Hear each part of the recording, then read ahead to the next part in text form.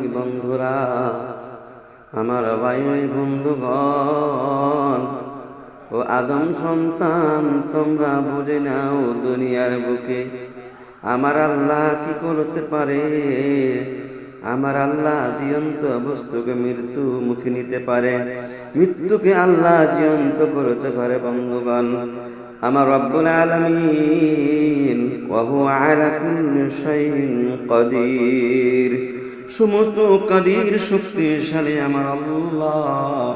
ওই আল্লাহর প্রতি যারা ঈমান এনেছে, ভয় করেছে বন্ধু, তারাই পৃথিবীর জমিনে মুমিন হতে পারবে।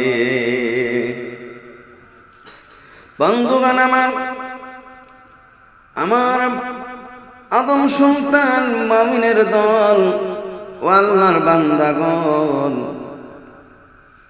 নিজামুদ্দিন আউলিয়াদের যার কথা আমরা সবাই শুনেছি, 101টা মার্ডার করে কেমন করে আউলিয়া হয়ে গেল। নিজামুদ্দিন আউলিয়া খুনি, বড় মার্ডার, বড় অপরাধী ছিলেন বন্ধু। সেও কেমন বারে আল্লাহর ওলি হেদায়েত পেয়ে গেল বন্ধু। বন্ধুগণ,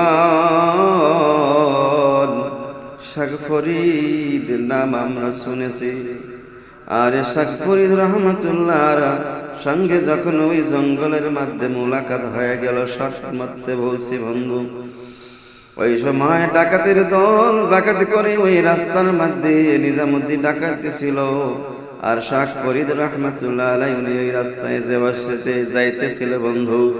যাওয়ার পথে বলল, রে যুবক তুই কে? বলতেছে, আমি আল্লাহর বান্দা।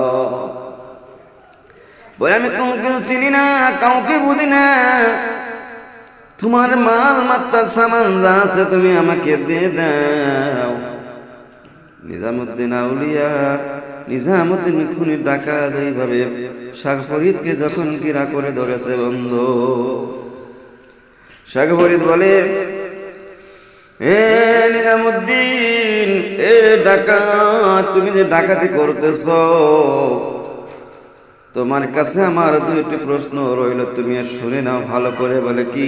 তুমি ডাকাতি করে মানুষকে মার্ডার করে খুন করে তুমি জীবনটা কাটাইলা, জীবিকা নির্ভর করলা, তুমি জীবিকা কর্মসংস্থান করলা, যত কিছু করতেছ। ওরে ডাকাত, দেখনি বাড়িতে গিয়া তুমি শোনো, তোমার বিবি আছে, তোমার মা আছে, তোমার ছেলে আছে, মেয়ে আছে, যত মার্ডার করলা, মার্ডারের যত খুনি করলা, যত গুনাহ হইল, পাপ হইল, এই পাপ গুনাহ কি তোমার বাড়ির মানুষের অংশী হবে কিনা, এই কথাটা তুমি জেনে আসো।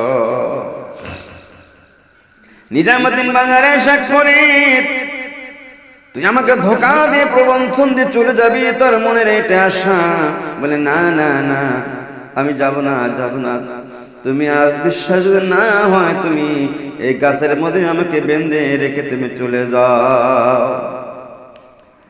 নিজামুদ্দিন খুনি শাহ ফরিদের কথা মতে আল্লাহ তাকে হেদায়েতের জ্ঞান দিলেন, বুঝতে পেলেন, অনুতপ্ত হইল।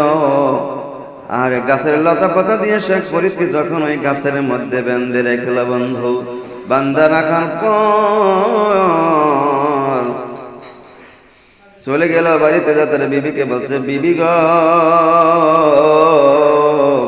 ও আদরের ছেলে, আদরের মেয়ে, আমি যে তোমাদেরকে ডাকাতি করে প্রতিদিন মার্ডার করে মানুষকে যে কর্ম খাওয়াই, সংস্থা করে, খুনি করে, ঋণ করে, আমি তাদের টাকা পয়সা ধন সম্পত্তি লুটপাট করে তোমাদের যা খাওয়াইতেছি, জীবিকা করাইতেছি, এবারে বলো মার্ডারের খুনির আসামি তো আমি 1 নম্বর হয়ে যাব, তোমরা কি আমার সাথে আসামির কাঠগড়ায় দাঁড়াবে না? নাই।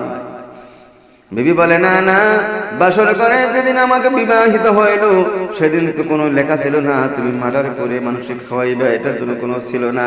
বাবা ছেলে মেয়ে সবাই প্রতিবাদ করলো, না না না, তুমি মার্ডার করো, গুন্ডামি করো, এতে আমার কোনো যায় না, কিন্তু তুমি পাপ করো না, এ পাপের অংশী আমরা কেহ নিব না।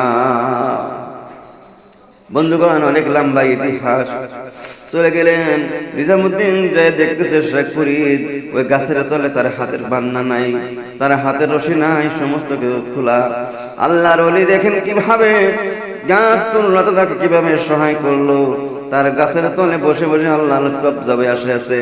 এবার তার হাতের দড়ি গুনা সমস্ত রশি গুনা খোলাও বসে আছে। নিজামাতে বলে এবার বলুন, আমি তো শুনে আসলাম আমার মা, আমার বাবা, আমার ভাই, আমার স্ত্রী, ছেলে পরিবার কেউ তো নিবে না। বলে হুজুর গো, আমি তো বড় মার্ডারি হইলাম, বড় অপরাধী হইলাম, খুনি হয়ে গেলাম, আমি মহাগুনাহগার, আমার কি ক্ষমা হবে না? শাক ফরিদ বলল, যাও তুমি এখানে নদীর ধারে গোসল করো, গোসল করিয়া ওযু করিয়া আসো, তওবা পড়ো, কলেমা পড়ে মুসলমান হয়ে যাও।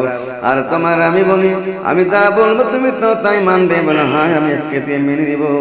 এবার কলেমা পড়ে মুসলমান বানায়া ওই মরা গাছের তলে শাক ফরিদ কি করলেন, নিজামুদ্দিনকে বসাইয়া দিলেন।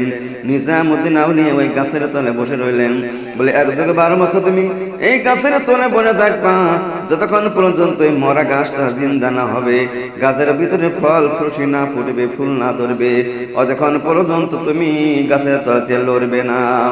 এমত ওইভাবে যখন ইতিহাস দিলেন, বললেন ইয়া হুজুর, আমি আজকে তাই মেনে নিলাম। লম্বা ইতিহাস বন্ধুগণ, কথাটা বলতে অনেক সময়